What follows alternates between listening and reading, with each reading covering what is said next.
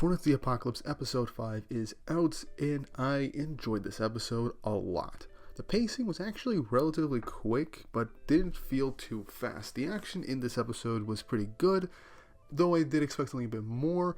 It was bogged down by a few things, which I will get into in the actual full review, but all you know is I enjoyed this episode a lot, and so far I'm happy with the Four Knights anime at the moment. I don't really have any real glaring issues with it, and right now one of my favorite arcs is coming up very soon in the anime, so I can't wait to get into that when that ends up happening. Before we get into the actual review, don't forget to like, subscribe, and hit the notification bell for updates on future videos. Really does help and shows you guys enjoy the content I make here on the channel, and keeps me motivated to keep making these videos for you guys. Now with that all said and done, let's get right into the review.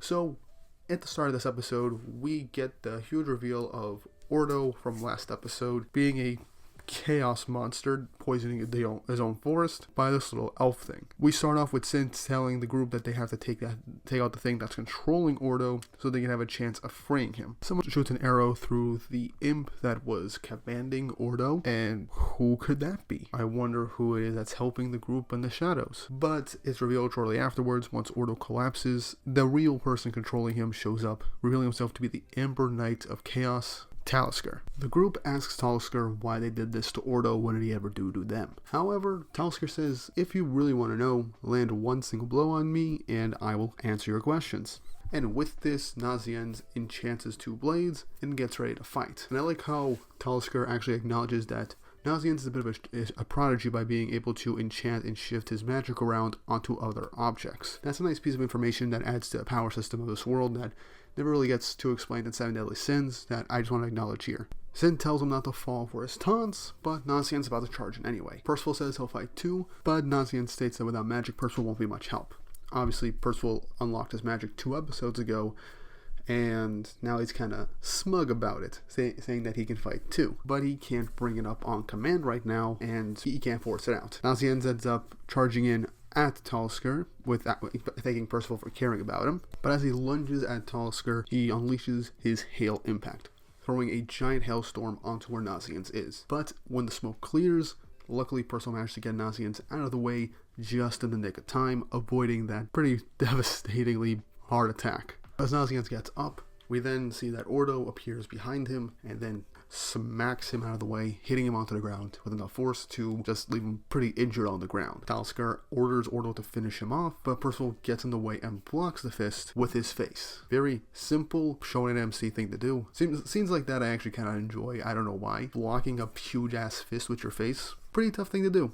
But Percival starts to talk to Ordo, try to get him to snap out of it. We see that Ordo is kind of still in there, starting to tear up, obviously in immense pain. But Talisker is just like, you know what, enough of this, you'll be together soon in death. And he launches another hailstorm on them. But this time Percival jumps up into the air and punches away each and every one of those hail balls with his bare knuckles. I just like how it shows that he didn't block every single one of them and that there's actual physical damage for literally punching through a crap ton of hail balls that are very dense and coming at you at very high speeds. Though I do have to say that the dimming in this sequence I'm not a fan of. It's manageable, but just it kind of takes you out of it a little bit because it happens a lot this episode and I'm not a big fan of it, so people who buy the Blu-ray are going to have a really good time. Though obviously Percival took a good chunk of damage from that, and he falls onto the ground, Donnie catching him in the very last second. Obviously, Nazianz wondering why he did this for him, but Percival just says, look, we're going to get your grandpa back, so just believe in me. And Nazianz just says with a nice smile on his face,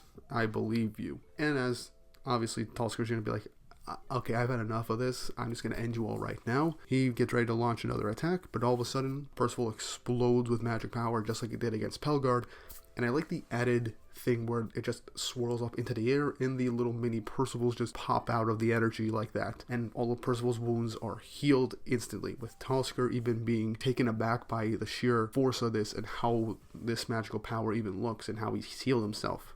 I like how so far with the anime they're portraying Percival's power with more spectacle than I would have imagined, and I kind of enjoy it. It's something that I do like, and I would love to see how the rest of his powers as they evolve are portrayed in the show. It's also noted that Percival's power is a lot stronger. The power increased from his fight against Pelgar, showing that he is stronger in terms of his magic power. It does show that Percival has progressed, so it's just nice to see.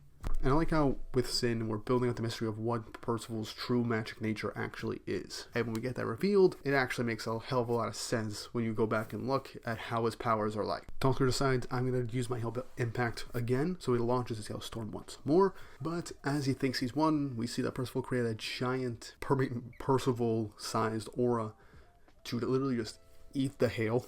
And it's fun. That's just really fun. Percival's simple-minded nature just morphed his magic into something that will just eat up all the hail. And then he just spits it out at Talisker, knocking him back. Kind of ridiculous and comedic, but it fits Percival's joyous personality pretty well, if I'm being honest. Percival goes right up to him and says, look, you're going to do what you said. First I'll land a hit on you, then I'll beat you, and then you'll tell me everything and put Ordo back to normal. Talisker just gets annoyed and tries to hit Percival with his axe. Percival blocks it with his magical power, as it literally acts as a shield protecting him. Now this sequence that comes up next, I'm not a fan of, because Talisker begins to try and attack Percival in a barrage, but with the very strong dimming and I think some ghosting, from what I can tell, but mostly dimming. It just literally just seems like the camera just shaking, so you can't really see any real animation as Talisker just moves back. So yeah, that sequence not a big fan of, but right afterwards is a sequence I am a fan of, and that is with Talisker saying like, how are you going to beat me unarmed? Percival creates a giant hand out of his magical aura and just slams Talisker down into the ground with a crap ton of force, and he says, I hit you. Now tell me everything you know right now. Why did you do this? He helped and saved a lot of the fairies and took in a giant girl with nowhere to go as if she was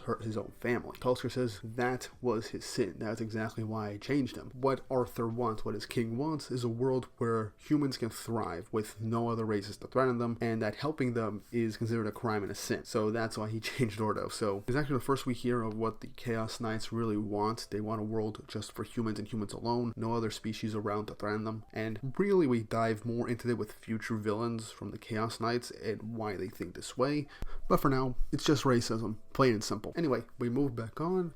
Talisker says that he warned Ordo, but as punishment for not listening to him, he changed him into a monster with an impulse to destroy, and then gave him an ultimatum: destroy the gorge or I will.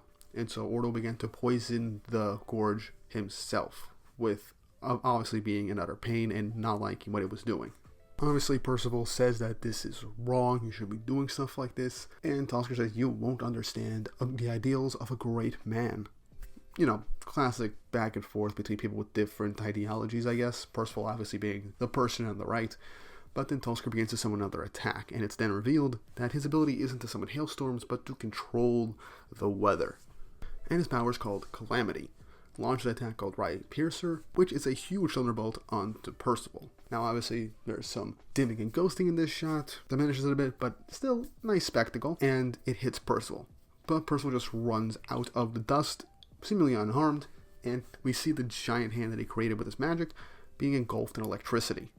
As he goes over to Talisker to try and land another hit, and as Talisker's wondering what is up with this kid, he remembers the prophecy of the Four Knights of the Apocalypse and realizes that Percival is indeed one of them. And so he gets excited because if he takes out Percival now, the prophecy spelling Arthur's doom will basically be null and void.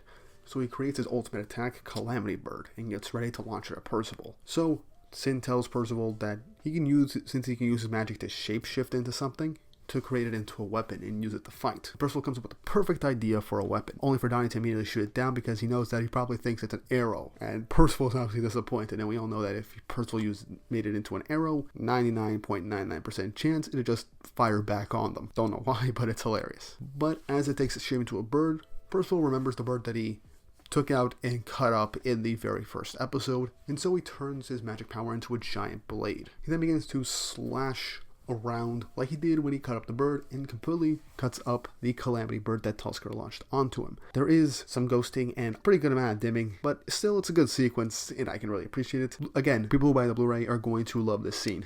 And after it's destroyed, Percival just throws the blade of magic at Talisker, hitting him square in the chest, knocking him through the gorge, and winning the fight, as Talisker is afraid that there are 4 of these monsters. Moving on to the aftermath, Percival is trying to put his magic power away, but he has no idea how to do so, and Sin's just like, there's still a lot we gotta go over, huh? This might be a bit of a pain.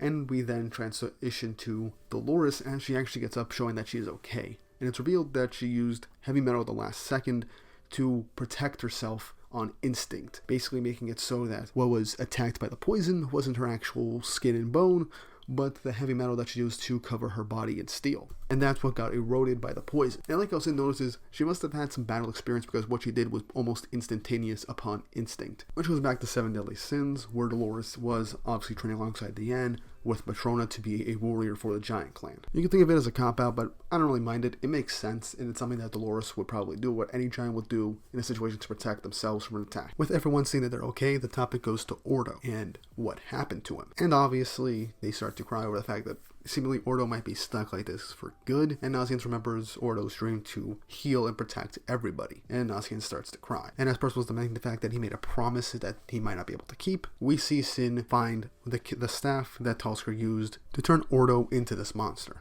Sin then proceeds to break it, and after breaking it, the spell that was on Ordo disappears and he turns back to normal as we have a nice tearful reunion between Nazians and Ordo. And it's just nice. Clean resolution to this arc. As Donnie and Percival, along with Sin, are getting ready to leave, Donnie asks the question of what was that staff thing that turned Ordo into a monster. Sin reveals that it's a chaos staff and it's a magical tool that Arthur has given to his knights as one of their magical tools. The reason why he gave it to them, no clue, but it will most likely get revealed later down the road. But Percival actually decides on what he has to do now. He thought his quest and his basically mission would be over once he finds Ironside and kick his butt. Now he realizes that he has to take down Arthur so that nobody would have to go through what he went through. Donnie obviously is kind of shocked, me like, you can't be for real, man, right? But Sin's like, yeah, I like your style, kid. Let's get going.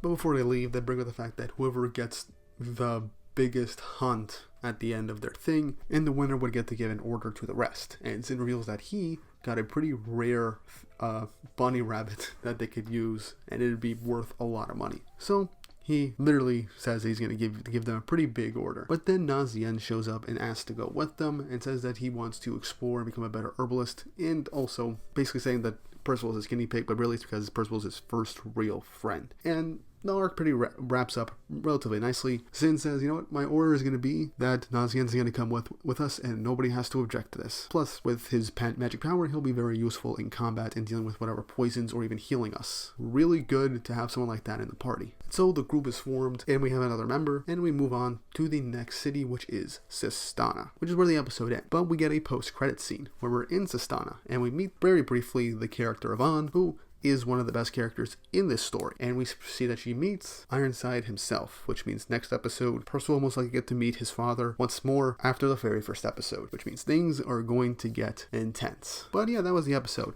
I liked how things progressed. It was really smooth in its pacing, and the animation was relatively well done. The ghosting and dimming was kind of a pain at times, but I will appreciate it for what it is. When Netflix gets this, the ghosting and dimming will probably be gone, if I'm being honest with it. I also like that the CG used with Talisker was actually well done. It didn't feel jarring at all. It was done fairly well, and it kind of didn't bother me at all. I found it was pretty well done. It is a general improvement over the course of the episode, so I feel like as we go on, when we fight more Chaos Knights, the action scenes will get better, and the CG will look even better as the story progresses. So I look forward to what the next episode is. The arc we're getting into is going to be one of my favorite arcs, so I cannot wait to see that animated, because there are a lot of good moments in there, and some stuff that I can't wait to see anime-onlys really get into. But with all that said and done, I liked the episode. Character interactions were great, some answers that we get for Chaos Staffs, the introduction of that, and Percival being gung-ho on taking on Arthur. But what do you guys think? Leave your thoughts and opinions in the comment section down below. Are you looking forward to the next arc, the next episode, and what do you think is going to happen next? Manga readers, please don't spoil in the comments. And if you haven't already, like and subscribe, hit the notification bell for updates on future videos. Really helps, and it shows you guys enjoy the content and make you on the channel, and keeps me motivated to make it again. And with all that said and done, I hope you all have an awesome day.